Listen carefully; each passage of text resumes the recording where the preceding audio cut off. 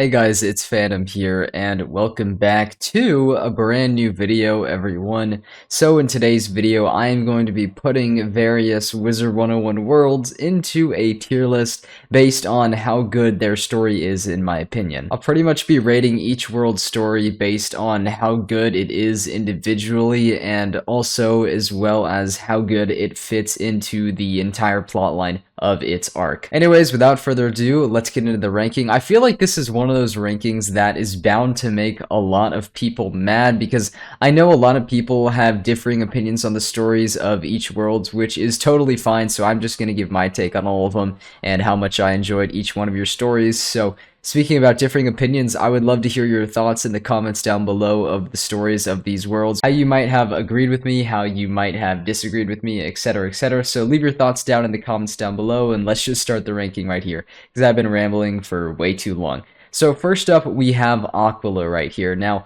Aquila is sort of more of a side world that really just kind of takes on the form of 3 dungeons. It's not really a full-on world, but I guess it like does have a story, I suppose. So I'm pretty much going to be rating it on its current story that takes the form of us going there, for the immortal games to challenge the immortals, get some cool gear, win glory and all that. And of course it is really, really cool, but at the end of the day, I'm just really not, I don't know if I want to put it in the D tier though, because that's like, I mean, this is for like the absolute worst, worst stories within a world. I'm going to put it in C tier for now. I'm just really not a fan of the Aquila story, purely because the fact that the world isn't very fleshed out, in my opinion, and that just kind of is a result of it not being a full world, which of course, it's not its fault. It was never meant to be a full world in the first place, but if I am, rating it on Aquila's story, there isn't really that much of a story. I know there's like some backstory to Aquila with like the gods and all that, and the trouble that Hades stirred up and everything. But if we're really just talking about how our wizard went there for the Immortal Games, there's just not really much to examine there. Okay, next up on our list, we have the story of Avalon. Now, Avalon is a super interesting world because overall, as a world, I think it really, really works. I think the story is really, really cool and how it kind of tells the tale of our wizards wandering the land, solving problems, and, trying to find the Sword of Kings. I think it's all very, very cool. However, my one little gripe that I have with Avalon's story is that when we actually do get the Sword of Kings, it's just not a very, very good weapon. And I mainly have a problem with that because in the storyline, it stressed the importance of the Sword of Kings, being this legendary weapon that you absolutely need if you're going to want to defeat Morgant's deck of shadows, right? It's really, really important in the grand scheme of things. But when we actually get it, its stats are just not really that good. So that's always pissed me off a little bit and has never really made that much sense to me. But overall, I do really like Avalon's story. Just the whole, reuniting of the Knights of the Silver Rose, as well as the saving of King Artorias, I thought was super duper cool, especially, after everyone thought he was dead. I think that reveal was super duper awesome as well, which is ultimately why I am going to put Avalon in the A tier. So I think that the story is really, really good. However, it's not quite S tier because it's definitely not a perfect story in my opinion, especially because of that whole Sword of Kings fiasco not really making much sense to me. But yeah, for now, I'm going to leave Avalon in the A tier. Now, next up is Azteca, and I've never really personally been a fan of the story. I mean, we go to Azteca in the first place, obviously, to track down Morgantha and, of course, save it from the meteor and everything and try to, lessen the hastening of Azteca's doom and all. But where the story really, and, it's a valid reason, okay? I will say it is a valid reason that we actually go to Azteca. It actually makes sense, right?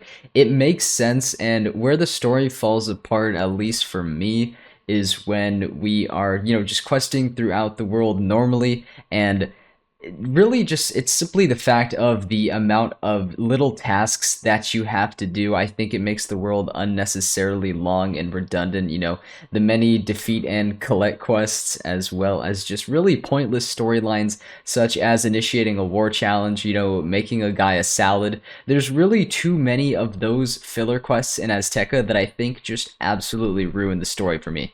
So for that reason, I'm putting it in D tier. Actually, scratch that. I'm actually going to move it up to C tier because I believe the ending of Azteca actually made sense, and I think that the reintroduction of Malistaire was a really, really cool thing, just making him a menacing villain once again, even though that happened at the end of the world. I think that the whole ending of Azteca is really, really unique, and I feel like makes just a lot of sense, in terms of the person Morganth is, as well as just the amount of time we have wasted doing useless quests in Azteca. So yeah, that makes sense. I'm gonna put that in C tier. Next up, we have Celestia, and I just know right away that this is going to be a D tier. One of the reasons why I did change the Azteca ranking is, I had it in D tier, and then I saw Celestia, and I'm like, no, no, no, no, no. Celestia has to be in D tier. Like, this is the D tier world.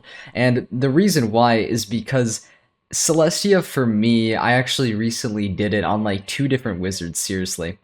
And Celestia, it's really weird because what it comes down to is not really a very well defined or fleshed out story. When you go to Celestia for the first time, you don't really know like what you're doing. It's kind of just it kind of just follows this pattern that, of course, most worlds follow, of just helping out people with their tasks and everything. I know one of the main goals of Celestia was to complete that Grand Astrolabe in the base camp, for like no particular reason. And then, somehow along the way, we stumble upon Morganth, right? We stumble upon Morganth in one of the very last dungeons, I believe, of Celestia. I think it's the Solarium, right?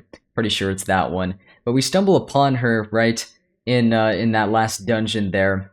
And I have a problem with that. I have a problem with that mainly because I feel like they did not introduce her, fast enough into Celestia, right? So the world didn't really have a clear villain for a really long time. And when you're questing throughout Celestia, it just doesn't really feel like there's much of a purpose behind your actions except like learning astral magic and completing the astrolabe, and then, oh, there's a villain, just out of nowhere, I suppose, besides, of course, helping out all the NPCs in the world, which is something you do anyway. You just didn't really have a clear defined purpose until the very end, and the final dungeon makes like no sense in my opinion too. That's always something that I have found that is really weird about Celestia. The final dungeon makes absolutely no sense in that you're only doing it to pretty much do it as a challenge and like be a completionist. There's no real, it's cool and all, it's a cool dungeon and all, but there's no real purpose behind your actions when you're actually fighting those like astral people, besides like, why not, So that's something I've always had a ton of problems with. Next up on the list, we have Dragonspire. Now I'm going to put Dragonspire in the A tier for now, up with Avalon, because I recently did Dragonspire on a couple wizards that I've been questioning up, and I gotta say, the story of Dragonspire I have actually really, really enjoyed, and that's mainly, I think, due to the fact that, it's interesting. With Dragonspire, when you go into the world, you learn not just about like what's happening now currently in the world, but also kind of how Dragonspire came to be a little bit, with the old lords of Dragonspire, summoning the Dragon Titan and turning it into like a hellish wasteland, right? And we can see a direct comparison to this when we go back to the Grand Chasm and see how Dragonspire was before, with all of the water, and there was no Dragon Titan, frozen on the mountain, and everything just looked completely different, right? So we can kind of compare and contrast that Grand Chasm dungeon with the current vision of Dragonspire. And that, little things like that, in my opinion, just flesh out the story really, really nicely. We also learn about how Dragonspire had a whole academy with a bunch of different schools and everything, and like the only school left standing is Fire and the Fire Tree. I believe the Death Tree is also in there somewhere, but I don't think we really get much lore on him. But yeah, the cool thing about Dragonspire is it offers a backstory in addition to what is currently happening to further immerse you into the world. So for Dragonspire, being one of the more early worlds in the game, released in and around 2009, I think, I believe KI did a fantastic job with the story. Next up, we have Imperia. Now, this is a little bit of a difficult one for me because I have always enjoyed Imperia's storyline quite a bit. However, I'm not sure if it is like worthy of that S tier ranking because that this is for like the best of the best stories, but I really do like Imperia's story throughout. I think it's just really an amazing world overall, and a lot of that is due to the story and the ending that caps off Raven and Spider's storyline forever. Just ends with them pretty much. Oh nope, not the D tier, but pretty much ends with them frolicking throughout the Astral Groves. It's a very wholesome. I feel like you could make some sort of middle class sitcom about just like Raven and Spider's lives together. But anyways, I think I'm gonna put it in A tier. I think I am going to put it in A tier because Imperia was one of the only worlds in this game that I can definitively say had pretty much kept me fully entertained throughout the world. I think one of the reasons why is the dialogue and the voice acting really contributes to the storyline and immersion. That's not really part of the story. That is kind of more of a like subset category, I suppose, that just contributes to how immersive it is. But as for the story, I really do like it. I love the story. I love Imperia especially because I believe it is really the perfect round off to the third arc. Raven and Spider's story comes to a close. You finally get to meet the Bat. You find out that he is a good guy, or I guess maybe a little bit more of an anti-hero, but you get to meet him, right? Old Cobb's third child, to pretty much finalize like all of Old Cobb's children's arcs, right? Which ends with Bat, saving Imperia, and the Rat and the Spider going to retreat into whatever place. I don't exactly remember, but they had pretty much like went into hiding because they thought the whole spiral was gonna explode, and we ended up saving it and everything, but that's besides the point. But I really do like Imperia because it gives us a sort of closure. That's the word I'm looking for. It gives us a sort of closure when it comes to the storyline. I also really did like all of the miniature stories that were laid out in Imperia. I really just liked what happened in the world, I suppose. How there was an entire city being taken over by shadow creatures. We had to mend the relationship between the ice dwarfs and the fire dwarfs. I think it was all just really cool, and I think it really worked well, especially towards the end. But you guys already know that. All right, so next up here we have Grizzleheim and Wintertusk. I like how it included it as one world because I've always believed that Grizzleheim and Wintertusk fall into that sort of same world category, and I'm just gonna go ahead and put it up at S tier. I already know where this is gonna be ranked. Yes, S tier for the Grizzleheim and Wintertusk storyline. I don't know why, but I have always enjoyed the whole plot of the Everwinter and how that had to do with like the Raven's betrayal of the Bears and Wolves trust and like pitting the Bears and Wolves against each other. I think it's just really cool. I think the Ravens are really good villains as well.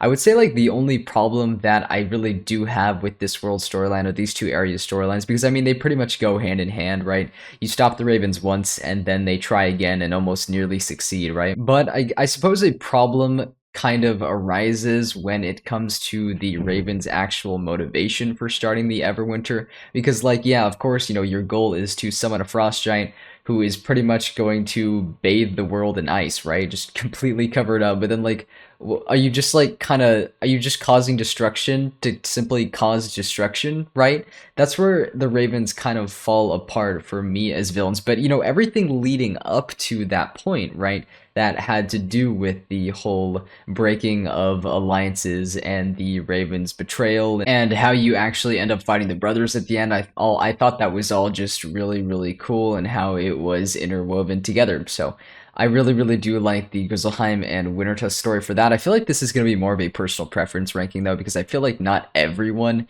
is really going to be like a huge fan of the whole Everwinter plotline and the Ravens as villains, but in my opinion, I do think that this belongs in S tier. Next up, we have a really interesting one. This is going to be Caramel.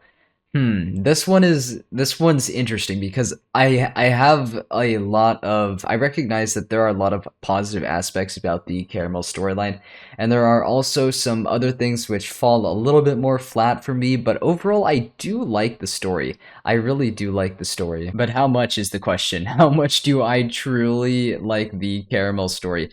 I think I'm going to put this in B tier. I think I'm going to put Caramel in B tier. So my stance on Caramel, I feel like has changed a little bit just the more I have thought about its storyline.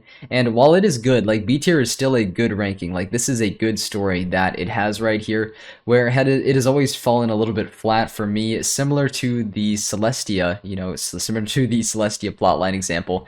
There's not really a clear defined villain, and you know, you do meet Morganth at the end of Celestia, who of course you suspect to be the villain and everything, right? It can kind of clue you in on that just based on context. But like when you go to Caramel, it's a little bit different, but like also similar because you go into one of the cavities, right? And you know, you got to save Nana and everything, and then this huge like this just hulking mass of I don't know, just like black. I don't know, is it like black liquid or is it like or is he made out of like shadow or something, whatever. Anyways, you have to like kill the shadow divine paradox, which is basically you, except it's just like a parallel evil version of you that actually turned out to be the old one.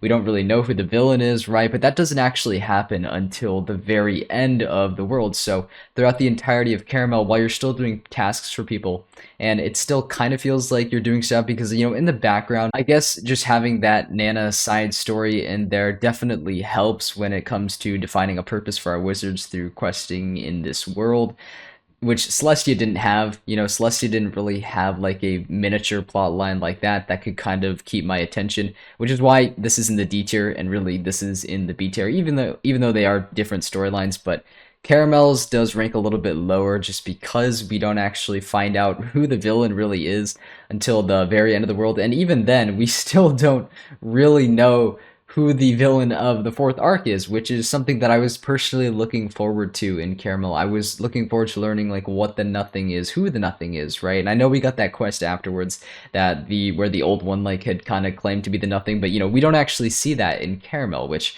is something that I was really disappointed about. But you know, besides that, I think the storyline is really good. I think it is pretty fleshed out as well. It's not the biggest storyline, but you know, you got to keep in mind that it is the first world of the fourth arc, so it's going to remain in B tier for now. Next up is going to be the world of Chrysalis. I'm just going to go ahead and put this in S tier right away. There is a good chance that Chrysalis might be my most favorite storyline in Wiz. I've just always really liked it, and I know that I know the world of Chrysalis, right, is a super duper long world, and it can get a little bit redundant and boring for some people after a while, and I could totally understand that. But you know, if you actually pay attention to the dialogue and the actual story that Chrysalis, you know, presents itself to you pretty slowly at first, right, but then you get a little bit more into it and then a little bit more into it, and then things start really picking up by the time you reach Chrysalis Part 2, and things start to get pretty entertaining, and you become super duper immersed in the whole Morganth plotline and trying to take her down, of course, which is the main purpose of Chrysalis, right? It's the final world of the second arc. Your main goal is really just to get to Chrysalis where you know Morganth's Shadow Palace is and just take her out, which in of itself is a very, you know, good reason to go to Chrysalis. That definitely makes sense. So there is always that sort of defining purpose that you have throughout questing in the world. But there's also a lot of little things in Chrysalis that are really great as well. You know, you meet Devim Whiteheart, who is just an amazing character, arguably the best side character in this game. You meet Taylor Coolidge, who is also a very interesting character as well. You meet friends, of course, lots and lots of enemies, allies. It's just such a big world that is super duper fleshed out. The characters are super duper fleshed out, and it gave a proper end to Morganth as well, which I really was a fan of. Of course, at the end of the day, Chrysalis is a very long world, but I think that is part of what contributes to its amazing storyline, as it has more time than most worlds to actually have pretty much the most fleshed out storyline in the game, in my opinion. So the longer kind of design for that world makes sense in that retrospect. But yeah, that's why it's in S tier. Next up, we have the world of Crocotopia. Now, I'm going to go ahead and put this in D tier with Celestia. Croc, in my opinion, has never really had that good of a storyline. I'm sorry to all those Croc lovers out there. I will always love Crocotopia just purely because of the nostalgia factor, but if I'm just talking about purely story here, which is this tier list, it's going to have to go in D tier. Crocotopia is a world that is way too short, in my opinion. It is definitely way too short, and you know, when I was talking about Chrysalis and how it was super fleshed out because of how long the world is, this kind of suffers as a result of it being super short. The plot is not really fleshed out when you actually reach your end goal, where you go to Crocotopia, or no, sorry. Well, I mean, you do go to Crocotopia, but you go to Crocopatra to try to get the Croconomicon that Malistair's after, and then find out that it's actually been shipped in the Sarcophagus of Souls, so now it's in the Marley Bone Museum, and of course, that's the whole plot line that sets up Marley Bone. But at the end of Pragatopia, you don't actually really accomplish anything, right?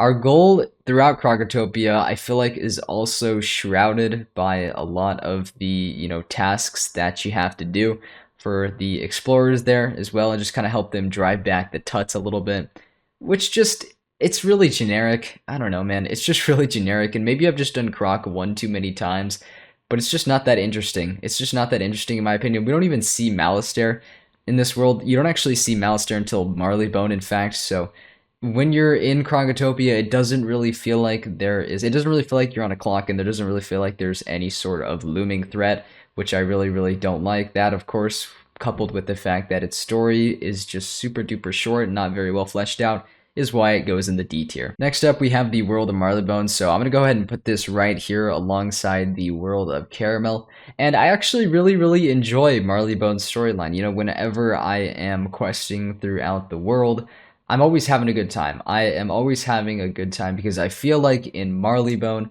our purpose is a little bit more defined than in Krogotopia. Of course, it does have its faults. The world is also very, very short, so it's not a super fleshed out storyline, but there is a pretty clear goal that is defined. Of course, Meowiarty, he's escaped the world. He's on the run now, and we got to go track him down, and eventually we find out he's working with Malistaire, and they're making a clockwork army.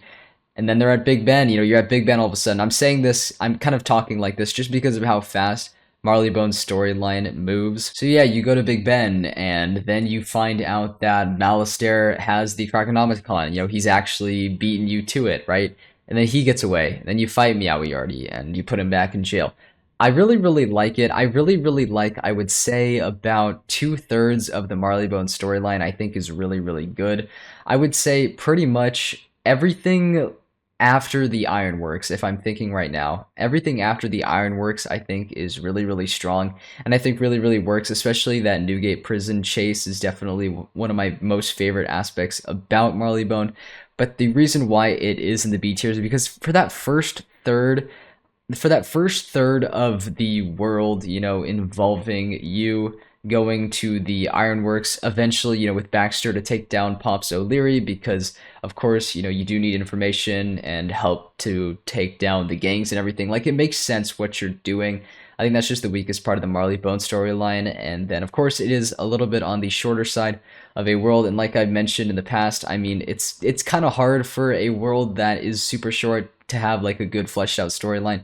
So for those reasons, I am going to put Marley Bone in the B tier. Next up, we have the world of Mirage. Now, this is I know I've said this a lot, but it's an interesting one. It's an interesting one because questing throughout Mirage, right? Questing throughout Mirage, the first time, I really didn't think that the world was that great. I didn't think the storyline was that great, and I just overall wasn't really that interested in it. But, questing through it again on my Death Wizard has kind of made me change my view a bit. I actually quite like the Mirage storyline, so much, in fact, that I am going to put it at an A tier with Imperia Dragonspire as well as Avalon. I think that the whole premise of Mirage is really, really cool, as something that I've always wondered about was Bartleby's other eye. I'm pretty sure in one of the very first quests of Wizard City, I think it's a quest in Wizard City at least, it talks a little bit about, Bartleby's eye and how the Eye of History was stolen by Malistaire. So now Bartleby can't really remember anything, so we gotta go to Mirage to, I suppose, find it. And of course, along the way, right, we run into Overlord Xerxes, who wants to take over Mirage. We stop him, we unite the cat houses, we track down Irakala, etc., etc. We find out, this is kind of the first world, in fact, that we really find out a lot about the Cabal and their motivation and who they were really before they were the Cabal, which I think is really, really cool. I think that's a part of Mirage that I think people often overlook, but I think that's of a lot of significance, and I just really found that whole Cabal part really, really interesting. So then, of course, this ends with us going to the dunes and actually fighting Old Cobb, which is really, really cool, something that I'm sure we were all definitely looking forward to at that time, right? And something that we were kind of waiting on, when it was going to happen and everything. And I really, really liked the ending as well, where it is revealed that, the spiral is kind of intertwined with Old Cobb because, without his heart, the spiral can't be a thing. If you kill Spider, since he is integral to the spiral will die as well. Of course, Mallory, I think this is the world that it is revealed that she is a child of Grandmother Raven as well. Tries to kill him, she fails, she gets captured. It's a pretty good cliffhanger, honestly, or at least it's a pretty good hook for the next world. So, for all of those reasons, Mirage definitely has one of the most underrated storylines in my opinion, and I do believe that it belongs in the A tier. Mushu's storyline, I mean, I've never been the biggest fan of it. I'm probably just going to go ahead and put it in C tier because I feel like it being between Marley Bone and Crocotopia does make a lot of sense. I've never really been the biggest fan of Mushu's storyline. For me, it's just never really been that interesting, I suppose. Basically, you go around the entire world, trying to find, I believe there's like three main parts of Mushu. There is the whole War Oni part where you get his sword, the Plague Oni part where you have to get him like purified water, something like that, and then the Death Oni for something that I can't actually remember right now, but that is the third part of Mushu. It is the Death Oni part. So you basically go around to these Onis and, collect like one item from that. Oh, wait, no, it's fruit. Sorry, it's fruit from the Tree of Life.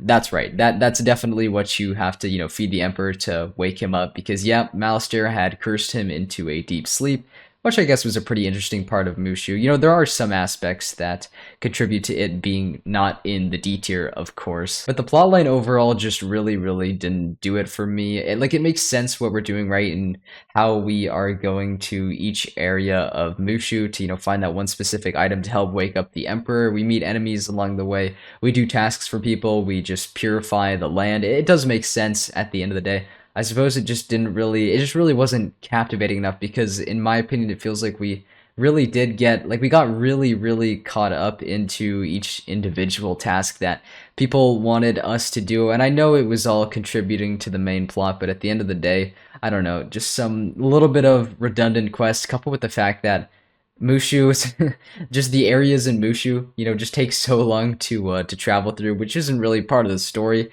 Maybe that just kind of added to my distaste, though, of the whole quest line and what it made us do. I'm not really sure, but, for some odd reason, it just didn't really do it for me. I feel like Mushu's plotline, it sounds good in theory. Maybe it was just something to do with the execution, but it didn't really captivate my attention. Next up, we have the world of Polaris, whose story I'm going to put in the S tier. I really, really like Polaris' storyline. If you guys have been watching me for a while, you would know this. You would know that I do have a very, very high opinion of Polaris' storyline.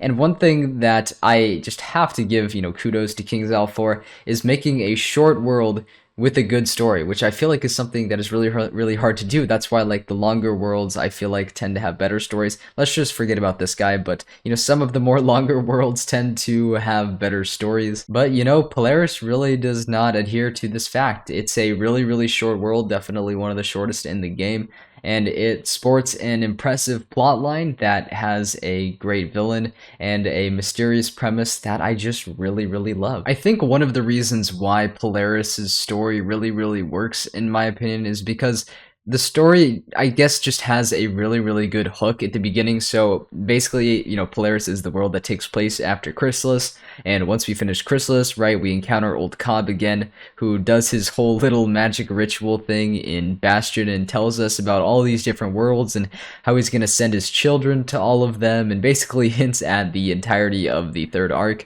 And then, of course, Bartleby gets a little chill, I guess, at the graduation ceremony, and then he tells us there's trouble where land meets the sky, I believe. We go to Ambrose, and then Ambrose is like, oh, sounds like Polaris, and then we end up going to Polaris. So right away, we know that Old Cobb is up to no good. And, we've just entered a new world, kind of just wondering what's going to happen. And I feel like because that really, really good hook, Polaris just kind of kicks off, with that amazing hook. So you've got that on your sleeve as a wizard. And really just the quests in Polaris and what kind of unfolds as you quest throughout the world, where you learn of Rasputin, the villain who eventually sheds his skin at the very end of the world and then is revealed as the Rat.